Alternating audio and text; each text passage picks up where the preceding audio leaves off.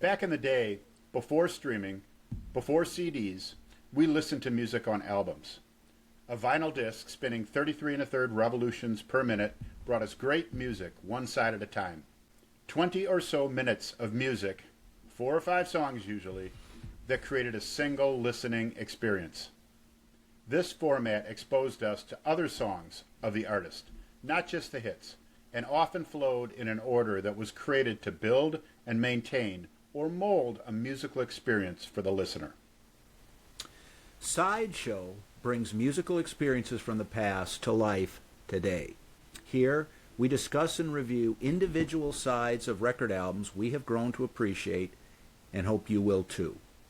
Welcome to The Sideshow.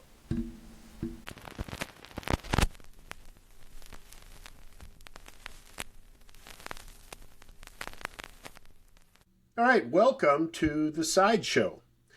Today, Mike is going to be taking the lead, so why don't you let everybody know what we're going to be talking about today? Thanks, Mark. Today, I am going to be talking about, aside from one of my favorite albums, one of my favorite bands, really, when you get down to it. We're going to be talking about Dire Straits Making Movies, side one. Dire Straits kind of broke on the scene in 1978.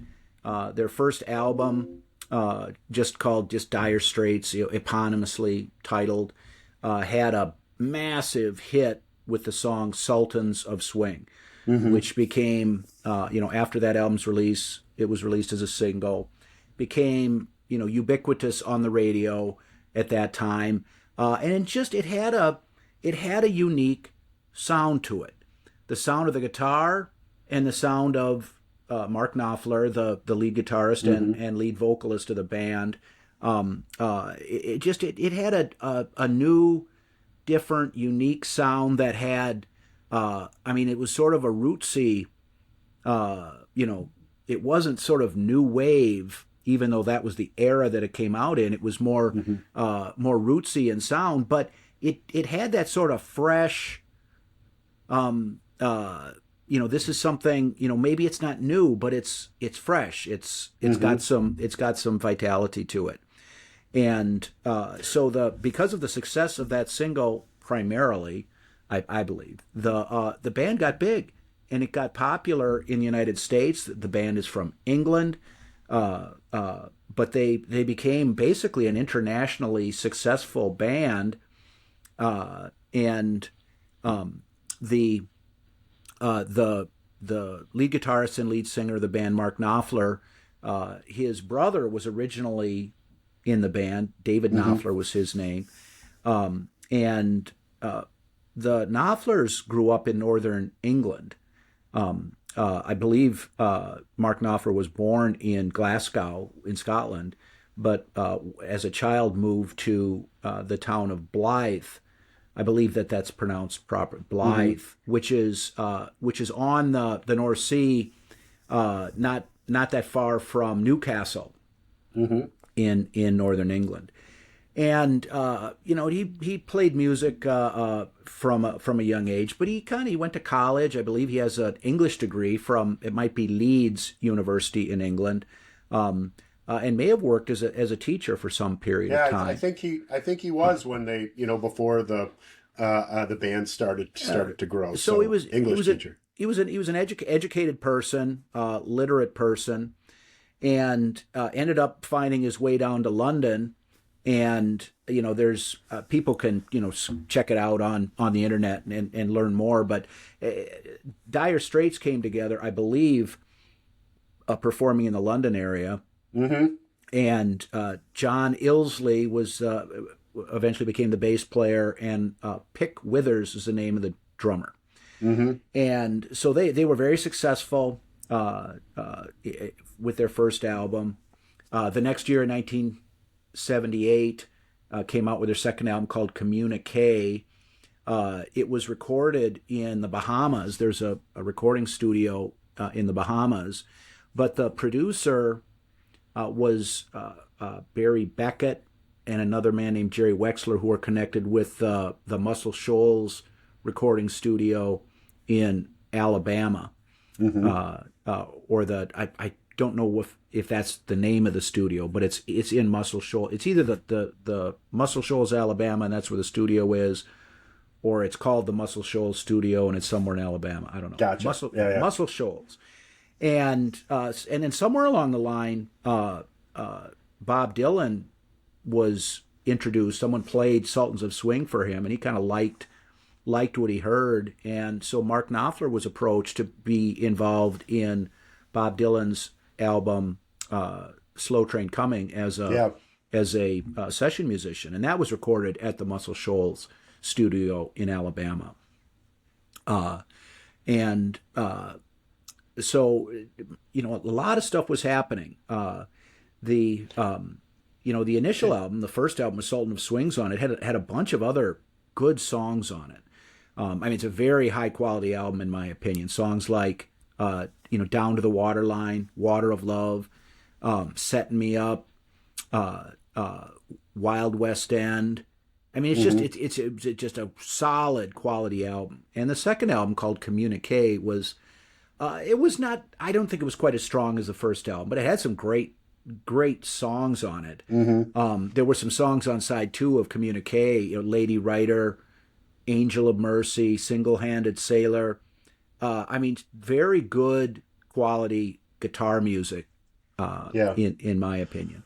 Well, I think that the you take a look at the early formation of this band, and there's a couple things. First of all, and I'm sure that we're going to be talking a lot about this as we get into making movies and the side itself. But the power of Mark Knopfler as a guitar player and vocalist, which created it was a fresh sound, but it's also a very unique sound. You don't have to listen to too much Dire Straits music to know that it's Dire Straits music. They put together something, his vocals, his voice, along with his guitar is very unique. And an amazing guitar player. However, there's other aspects that really led to the launch of this band above and beyond that. Pick Withers had been in the music industry for a while. That's the drummer. And he'd played with like Dave Edmunds. He played with Jerry Rafferty. Prior to, he'd been a kind of an accomplished session artist before the formation of Dire Straits. And I think it's just one of those things where even when you have a band of incredible talent, it really helps to have some connection in the industry. And these little encounters, like you talked about with Bob Dylan, he ended up seeing them when they were on their U.S. tour, and they start to work together. These type of connections really drive, powerful things that can help make great albums, which I think that we end up seeing as we move through Dire Straits time. So really interesting story. Well, and I don't know off the top of my head, who was involved in the production of the first album. It was recorded in England, I assume in London somewhere. I don't know those details off the top of my head, but because of the success of the first album, they were able to get, and I believe it was before. I believe Communique was definitely recorded before Slow Train Coming, and so. Mark Knopfler had gotten hooked up with these producers that were connected to Muscle Shoals in Alabama. I believe before his connection with Dylan, but the timing doesn't necessarily matter because it was the success gave them greater opportunity to work with a producer with a little more substance, I assume, than whoever it was, and the sound, the difference in sound between the first album and the second album, it's there. I think that come making movies, they sort of expanded the sound even more. But there's, the sound on the first album, very economical. I don't want to say it's sparser. There's drums, bass, and 2 guitars is the style on the first album, and it's just there's a little more body to the music. I believe there's some keyboard, more keyboards on the second album, and it just has a sound where there's not the same amount of space between the instruments, and that can be a good or a bad thing depending on who you ask or what type of music you're listening to.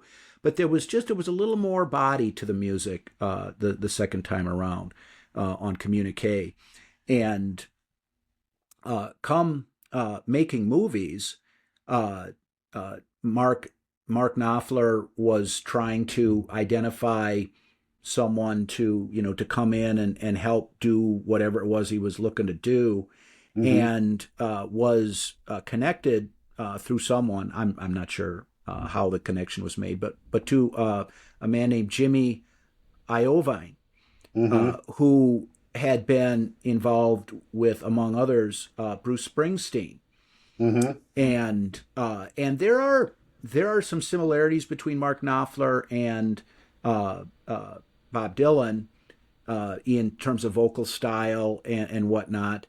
And I think there are also some similarities between Mark Knopfler and Bruce Springsteen in terms of the type of stories he wanted to tell, the way he wanted to present himself both musically and thematically. And so that was an appropriate find, and it may have been the underlying motivation for Mark Knopfler approaching Jimmy Iovine. But in any case, the Making Movies, the third album, which came out in 1980, was produced by Mark Knopfler and Jimmy Iovine, and Roy Bittan, who played and maybe still does, plays piano in the E Street Band, with Bruce Springsteen. And so there's just a little bit more of a kind of a Springsteen texture and flavor that was brought to this album, with Springsteen's own keyboard player being one of the session musicians. I don't know if he played on every song, but he certainly played on some of the songs. So the just going in to create this third album, and I think there's one aspect before we continue to move forward. On the first two albums, the second guitarist was David Knopfler, Mark Knopfler's brother. And in between Communique and the release of Making Movies, I believe there was some just sort of disagreement or, not a lack of being on the same page between Mark Knopfler and his brother. And so David ended up leaving the band. I'm not aware that there was any, inordinate vitriol or trouble between the brothers or anything like that. But he left the band, and so the core of the band was for purposes of Making Movies was Mark Knopfler himself, and then John Ilsley on bass and Pick Withers drumming with Roy Bittan. There may be some other players. I believe there was another guitarist who's not credited on the album that was involved as well. But I just talking about the people involved with the making of this movie. I mean, you talked a little bit about what Jimmy Iovine had been working with in the past. I mean, this guy was a player and an influencer in the music industry. I mean, and whether this is your beat or not, I mean, he was instrumental in the financing and the founding of Death Row Records. He was instrumental in the signing of Tupac Shakur for recording. He worked very closely with Dr. Dre. He initially signed early artists like Snoop Dogg, and was the original signer of Lady Gaga as well. So I mean, this person was very, not only had he been beforehand, but he remained very important in the music industry. And I think it just, again, goes to show how some of these connections and these ability to latch on to some of these influential people can really turn into a great result on an album like we're seeing here. Yeah. And I think that's true. And the different types of artists that you kind of listed off there show a certain versatility because there's also like Tom Petty and Damn the Torpedoes. He worked on that album, Bad Out of Hell. But again, a number of different things, both kind of in and out of the genre of of classic rock or album oriented rock or whatever we want to call it. All of it pretty successful. Yes. Oh, absolutely. Absolutely. So, in any case, I've got the album cover here. Very simple album cover. It's just a red with a light blue strip on the back. You know, they list the songs along the top. We can see them there, and then the album sleeve on the inside. It's got a picture of the band and the lyrics. Pretty straightforward as far as album covers go. There's no gatefold. Just pretty straightforward. Kind of let the music do the talking. And side one, the first side is what we're going to talk about today. And the opening track on side one is called "Tunnel of Love," and this was well before Bruce Springsteen. He recorded his own song called "Tunnel of Love," and there's a little bit of overlap between the lyrics of the songs, but there's no question that this song is Springsteen-esque. Yeah. Now, I mean, there's no question that it's Dire Straits. It starts out with this sort of carnival-like organ music, but then that Mark Knopfler guitar comes in, and you know that you're listening to Dire Straits. And, while there may be some similarities between Mark Knopfler and Bob Dylan in terms of his manner of singing, I don't think you can draw the same comparison with Bruce Springsteen, at least in terms of the sound of Mark Knopfler's voice. But in my initial reaction to this song is that it is Springsteen-esque, and it is really, it's the lyrics are describing. I mentioned the carnival-like organ. The lyrics are consistent with a carnival. I mean, in Bruce Springsteen's song "Tunnel of Love," they're talking about taking your girl, to the carnival and going on the tunnel of love. And that's really what this song is about as well. I mentioned earlier that Mark Knopfler grew up near Newcastle in northern England. And, the lyrics in the song make reference to, it's like the Spanish city to me when we were kids. And at one point he talks about to rock away from Colorscoat to Whitley Bay. And those were neighborhoods or towns, kind of suburbs of Newcastle.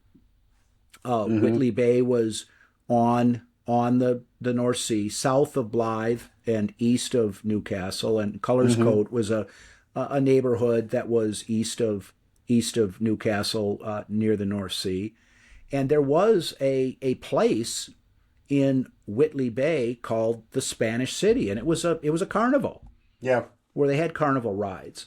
And so there's really no and that's what it's about. And the imagery is there, waltzers, six-blade, switchback, torture tattoo, talking about kind of the tattooed carnival guys. Yep. And, riding on a ghost train where the cars scream and slam. I mean, he's talking about carnival rides. And the imagery is not real direct, but it's also, it's pretty clear what's being talked about, and he meets a girl at the carnival and is, trying to, do what he's going to do. And, the parts of the lyrics where they say, and the big wheel keeps on turning, neon burning up above. Well, probably talking about the Ferris wheel. Yeah. And then, but, I'm just high on the world, but come on and take a low ride with me, girl, on the tunnel of love. And so that's sort of like, okay, we're up on the top of the Ferris wheel. Let's kind of buy a ticket and get into the boat and go into the tunnel in the dark. Yeah. I mean, it's just to sum it up, I mean, it really is, you're out at the carnival looking for someone, you meet someone, and it sort of maintains appropriate ambiguity as to what exactly happens. But I mean, it's pretty straightforward lyrically, and musically, it kind of has that it changes style during the song. Not unlike some Springsteen songs where there's these sort of guitar-based rockin' parts, and then it kind of changes tempo and mood to go kind of back before a climax and whatnot. And the song is pretty near 8 minutes long. It's not overly long. I mean, it was played on the AOR stations, when this first came out. But really, in my opinion, a very strong opener, kind of consistent with what he was apparently looking for, which was, I believe, Springsteen-esque, but still, it definitely sounded like Dire Straits. Oh, absolutely, and it starts out, that organ music. Not only is it circus like or carnival like, but it also has an air of an older time, which is kind of like a flashback to when you were younger and you went to the carnival. Maybe this was an experience that he's recalling and remembering when he was younger. It's this olden times or golden age is what I think of when I first hear that. And then it does kick in with Dire Straits. I would 100% agree that this has a Springsteen type feel to it, but the sound is 100% Dire Straits, that unique sound of theirs. And it kicks right in. I have a difficult time. I mean, there's songs that people refer to as like a foot tapper, but this song I have a hard time figuring out what to do with my hands. I almost want to be kind of like punching while I'm listening to the song. It's got just a quick, very solid, steady pushing kind of beat to it. Great song when you're getting up in the morning, kind of getting ready. It's got that push kind of feel to it. Yet at the same time, I think he's talking about something that is really kind of emotional. That you meet somebody at the carnival, and you're really kind of connecting and getting that bond kind of before you even know the other person's name. You've got this feeling of coming together, and kind of like it doesn't get a whole lot better than that moment as you realizing I'm into this girl and she seems to be into me, and we're at this carnival, and we're things are progressing. It's really kind of a cool song and a cool concept, and like I said, it moves along with that Dire Straits sound. The well, and the kind of seeing the being out in a social environment, and which in the context of this song is out at the carnival, and you're a young person, you're looking, if you're a young guy, you're looking for a girl. Yeah. And the kind of you see the kind of like seeing the woman in the crowded hazy bar sort of thing. Yep. Except it's the environment is the carnival. And when he meets the girl and she said, "You are the perfect stranger," she said, "Baby, let's keep it like this." Mm-hmm. And so that's sort of kind of that, yeah, let's we can do a little dance, but let's keep the boundaries up. Is this what you get there? But the guy is yearning for something with a little more permanence, and so kind of the hearkening back to a simpler, easier time where it was easier to know where you stand with those around you. It is. There's a lot of layered emotions in a song that's talking about something that's fairly simple and straightforward. Yeah. Which is something that Springsteen was able to do. He was able to tell stories in his songs that worked on multiple levels.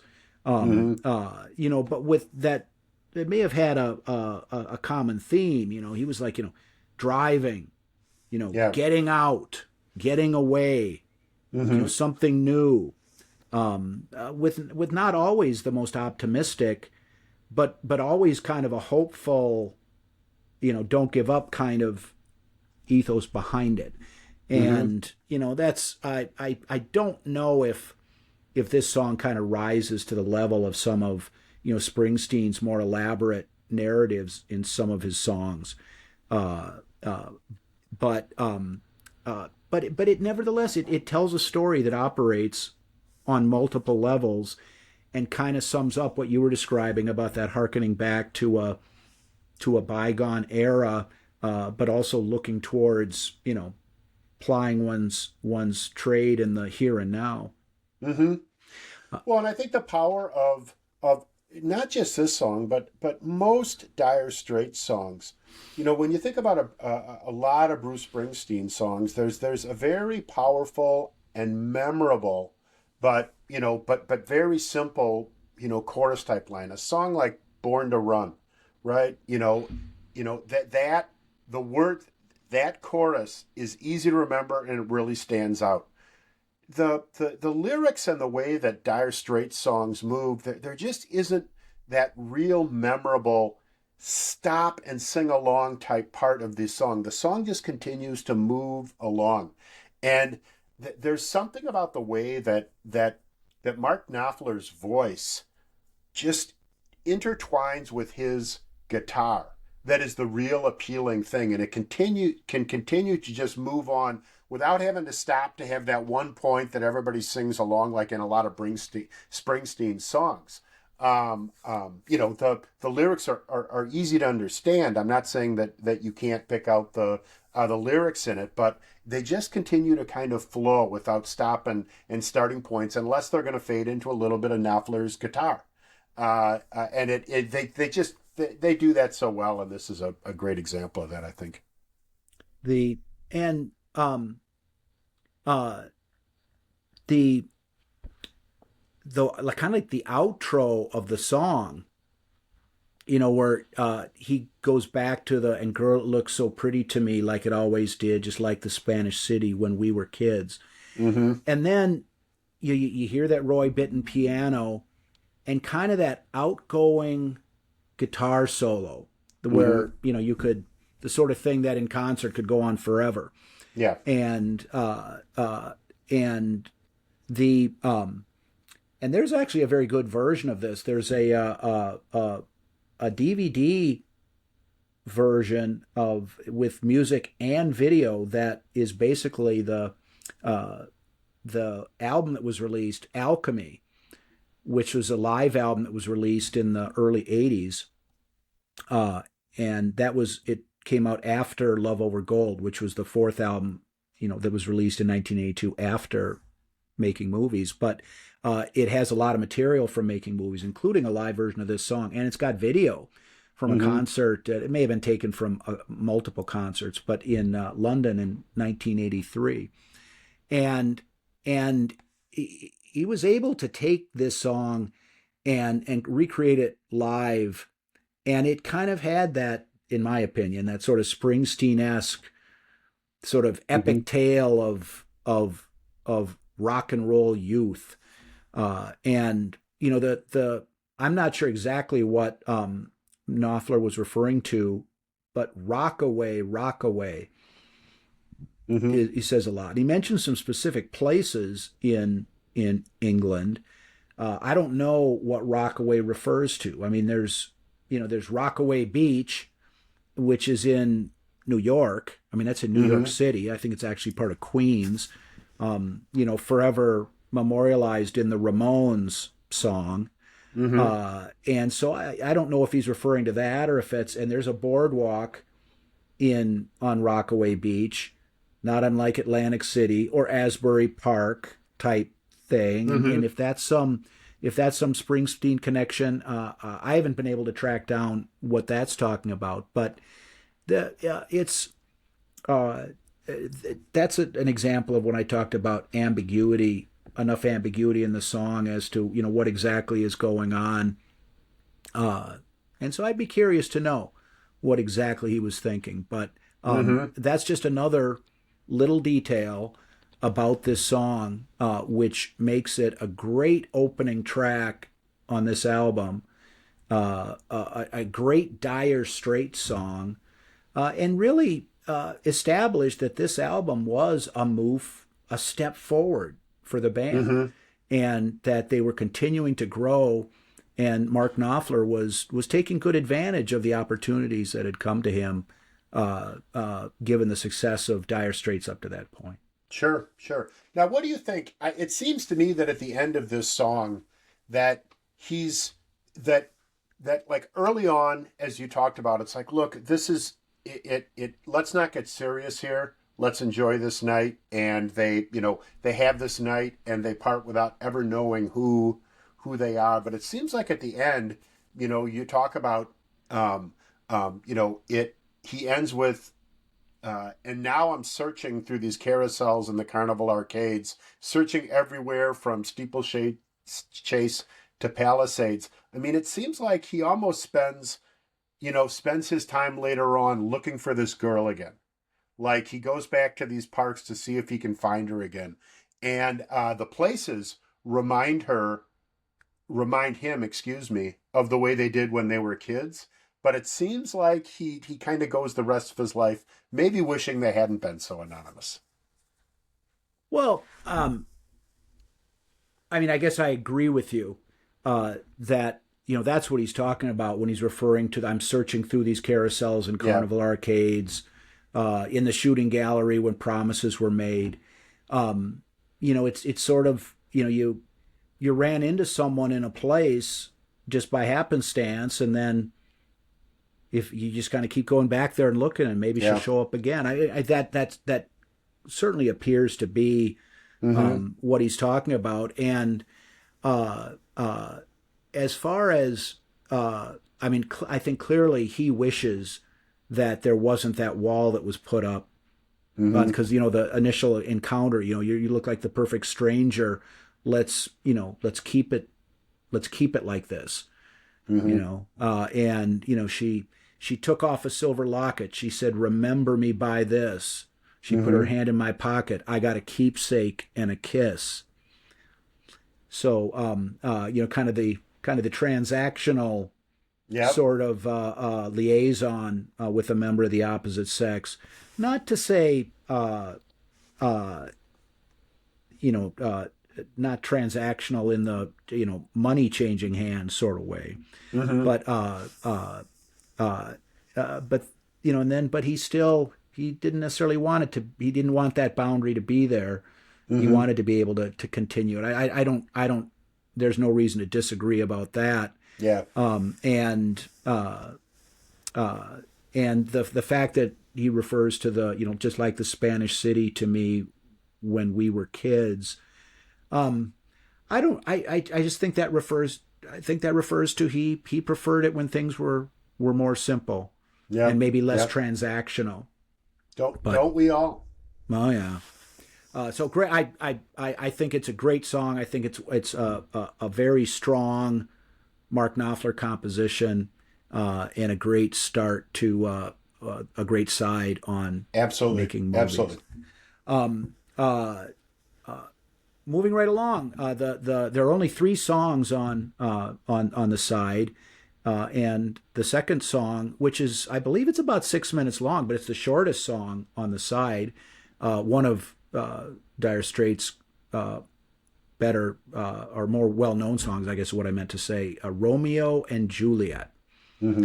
And as you can imagine, for a song called Romeo and Juliet, it is a song about a doomed relationship. At least from Romeo's perspective, and it starts out with this just wonderful guitar playing on a and it's played on a national steel guitar. And I wouldn't have necessarily known that, but in 1985, September of 1985, I got to see Dire Straits perform live. It was a fantastic concert.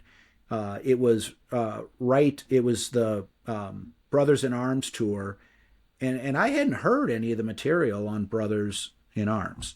Mm-hmm. And so the first time I heard a lot of the material from that album was at that concert.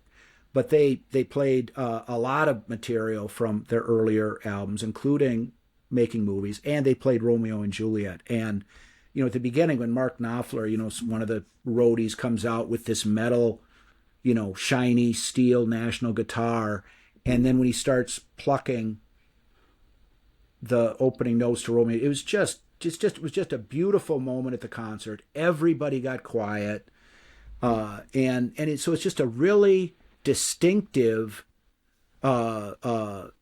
very poignant opening for the song. And I mentioned him sort of plucking the guitar strings on this National guitar.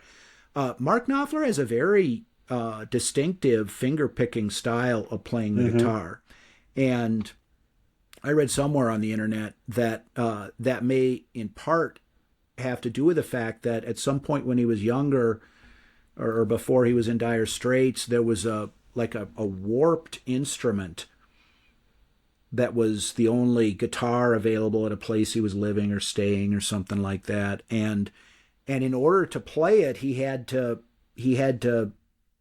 do things differently than you normally would playing a guitar. And the method that he figured out to play this warped instrument sort of led him to this what became a very distinctive finger picking style of playing the guitar. But it certainly came in handy for the intro to Romeo and Juliet. And the lyrics start out: a love-struck Romeo sang the streets a serenade, laying everybody low with a love song that he made. Finds a street light and steps out of the shade and says something like, "You and me, babe, how about it?" I mean, very, very simple. And then Juliet responds. It's like, "Oh, it's Romeo. You nearly gave me a heart attack." He's underneath the window. She's singing, "Hey la, my boyfriend's back." You shouldn't come around here singing up at people like that. Anyway, what you gonna do about it? So, he's underneath the window. You've got Romeo, speaking his love poems to Juliet up on the balcony. So it's maybe a little schmaltzy, but when you listen to the song, and particularly when I saw it performed live, it's just a very compelling, just a guy, "Hey, you and me, babe, how about it?" And it's like, well, what are you going to do? Yep. I'm I again another example of I love songs where you can really pay attention to the lyrics, to the story that they're telling, and Mark Knopfler sings in a way that's absolutely the case. As I said, he's got a very unique voice, and as you just explained, I mean, it's his style of playing the guitar is very unique, and whether it's luck or intention or whatever, the two of those very unique things play together so well, because while you're listening to him, him sing these lyrics, and he does just a great job of bringing in the emotion to what they're saying, but you're able to pay attention to the guitar, that picking as well, and it just flows so well. And this song, there's some sadness that is to it, but it tells a great story. And I mean, I have never had the opportunity to see Dire Straits live. I can imagine the moment that you're talking about, where he puts this guitar down and he just starts out picking it as it does in the beginning of this song. And for those of you out there that'll listen to this, that's probably a good vision to have in your head as the song starts, of just picturing this guy with this shiny, steel guitar up there, playing this, maybe just a spotlight on him, and the rest of the stage is dark. And then I can just imagine it. It must have been really great to see it live, but it flows that way, just listening to it as well. And it certainly is a neat story. The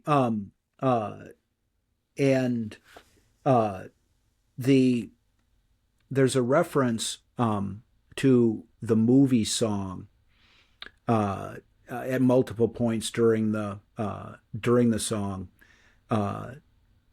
and that I believe refers to the song "Somewhere" from West Side Story, which is based, On Romeo that's and based Juliet. on Romeo and Juliet. Yeah. So I mean that's not rocket science, but the that Juliet, the dice was loaded from the start, and I bet, in other words, I took the bet, and you exploded into my heart, and I forget the movie song. When you're going to realize it was just that the time was wrong. Now that's, there's nothing particularly profound about that. I mean, because bad timing is the reason for a lot of failed romances. And as the song goes on, we both came up on different streets, but they were both streets of shame, both dirty, both mean, and the dream was just the same. To go on to something better. I dreamed your dream for you, and now your dream is real. How can you look at me as if I was just another one of your deals? So it's another story about a guy meets a girl, and they come together for a brief period, and then the girl wanted things to stay a certain distance from each other, and that's not the way he wanted it. Yeah. And the suggestion being that if only we'd met at a different time, or if only this had blah blah blah. I mean, and let's face it. I mean, timing was pretty important in Romeo and Juliet. Yeah. Because Romeo showed up, and Juliet was unconscious because she'd taken this for 48 hours. Seem like you're dead. And that Romeo didn't know about that. And so if he'd showed up just a little before, or just a little after, later. But instead he killed himself. And then she woke up from the potion, realized what had happened, and then she killed herself. Bad timing can screw things up. Can cause problems. I think it's an interesting kind of clash with the lyrics that you just talked about, how they both came from, let's say they both came from shady, from a lower position, which is obviously opposite from in Romeo and Juliet, where, the families in that were in higher positions, and their relationship actually ended up dragging them down.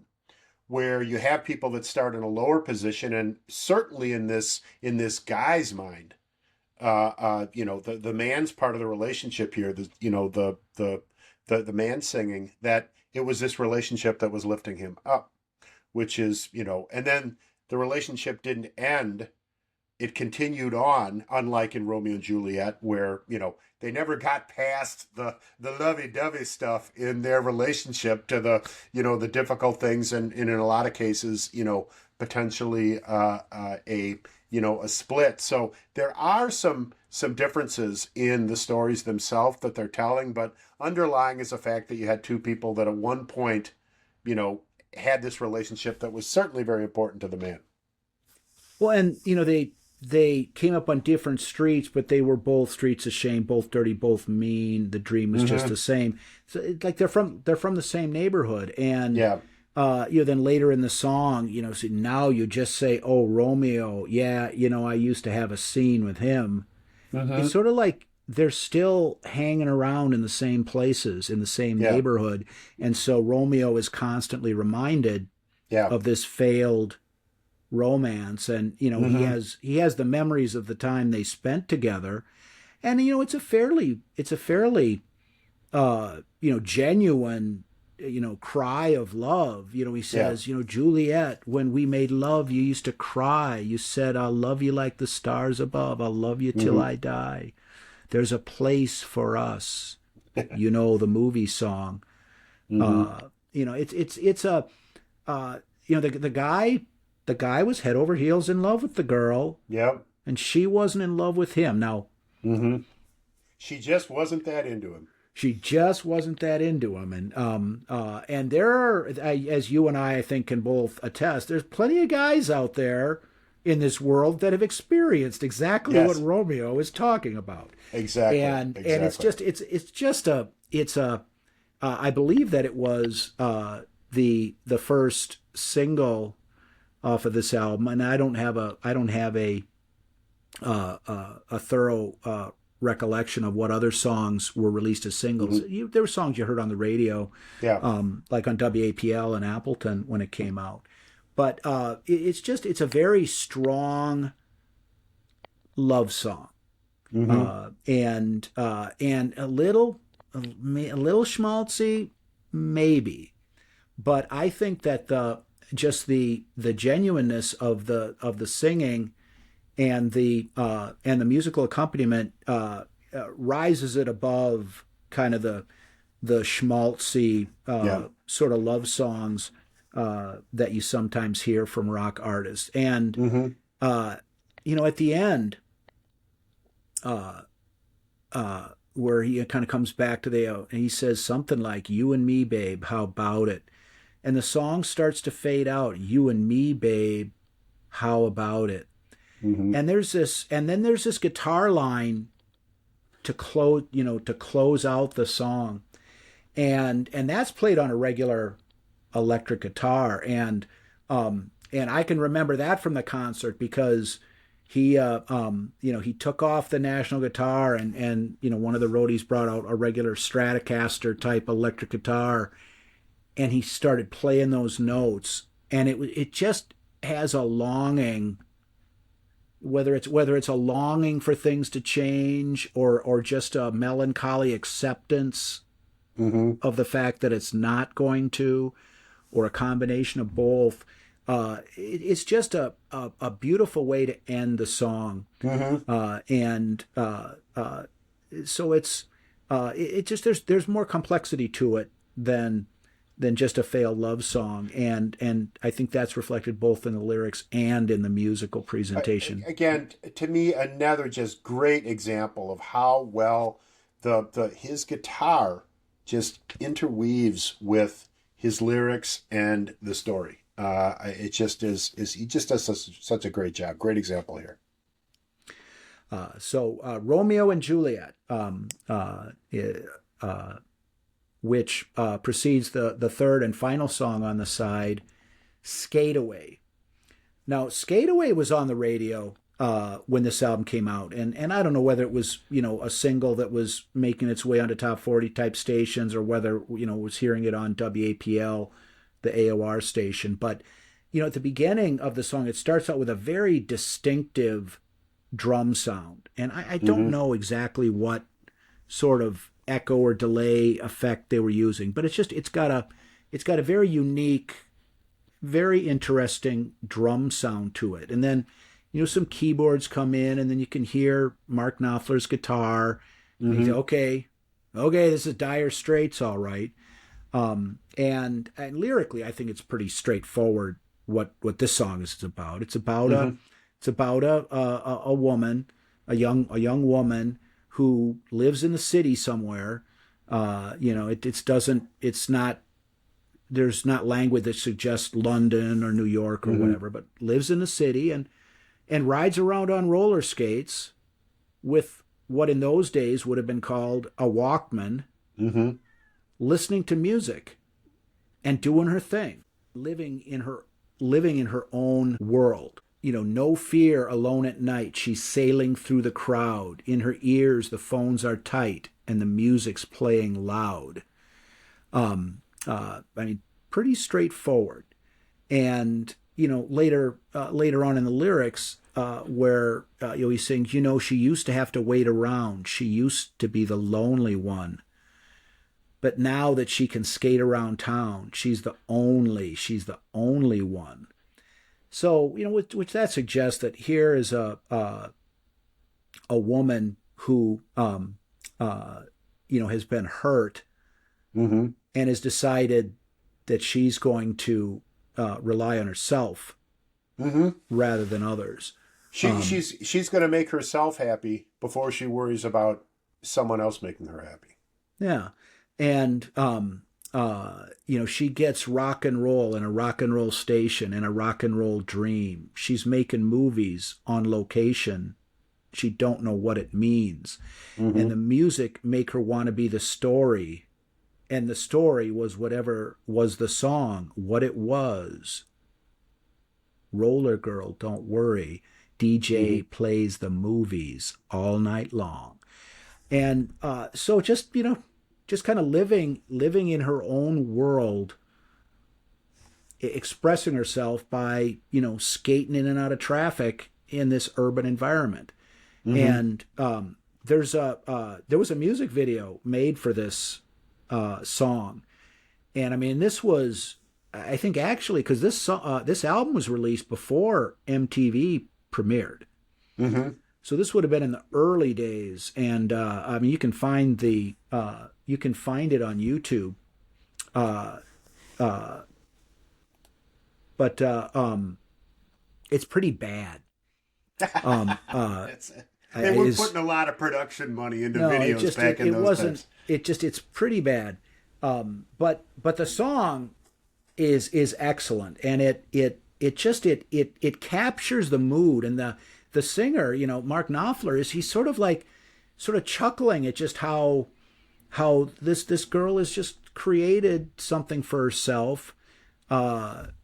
And he says she's got her own world in the city. You can't intrude on her. No. She's got her own world in the city. The city's been so rude to her. And so the guy's like, hey, hats off to you for figuring out a way to make things work for yourself. And, this was in the days before rollerblades. They didn't really become popular until a little later than when this came out. And but I don't know, it was, I can remember from where I very first heard this song on the radio. You listen to the song once or twice and you know exactly what it's about. And it's that drumming, and the beat is just it's a unique song. And it's hard for me to think off the top of my head of another song like it, either by Dire Straits or by anybody else. But, you hear it, you very quickly know it's Dire Straits, you listen to it, it conjures up a very clear image in your mind of what the song is about. And I don't know, I think it's a great way to close out the side. And it's another longer song. I think Tunnel of Love is a little bit longer, but it's like a 7-minute and some song, and you get some bottom end guitar towards the end, not screechy, but I mean, but the whole song moves along, and it's kind of like the lyrics keep coming at you. You can almost feel this that you're moving, these kind of the whole roller skating thing from verse to chorus to, I mean, it moves at you kind of in a continuous flow, which again, I've said this a couple times, but I really believe this, just intertwines so well with the guitar that is playing, so it sounds good. It's an upbeat, moving song. It makes you feel that this girl, this woman is happy, in doing what she wants, and happy by herself.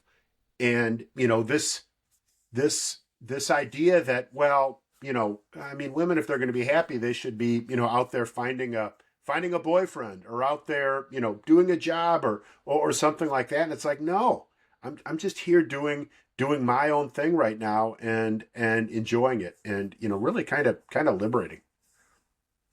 Well, and I definitely agree with the fact that it's not a, like, for example, Simon and Garfunkel, I Am a Rock. Yeah. It's someone who's been hurt and has decided they're just going to retreat. I have my books and my poetry to protect me. If I'd never loved, I never would have cried. Whereas there's none of that here. Yeah. I mean, this is a guy that's observing this girl and sort of taking note with approval. and kind of you go girl, for lack of a better way of putting it. And back in 1980 when this song came out, I mean, nowadays you see people and with earbuds and music on their phone and whatnot. It's very common. But back in 1980, you didn't, it wasn't as regular a thing for people to always have headphones on and be listening to music when they were just moving around in public. That was a relatively new thing. And you had your big Koss headphones at home that you could plug into the stereo and sit there and listen to Dark Side of the Moon or Frankenstein or whatever it was and kind of get those effects. But the idea of just being out and about in public listening to music just wasn't that common. But at the same time, you knew what the song was. You knew what the singer was talking about with the music. The phones are tight and the music's playing loud. It was pretty clear. Well, and what you did have back at that time were people walking around with boom boxes. Okay, and a boom box is when you're walking around with a boom box, you are inviting the people around you to come dance with you, listen to the music. Isn't this fun?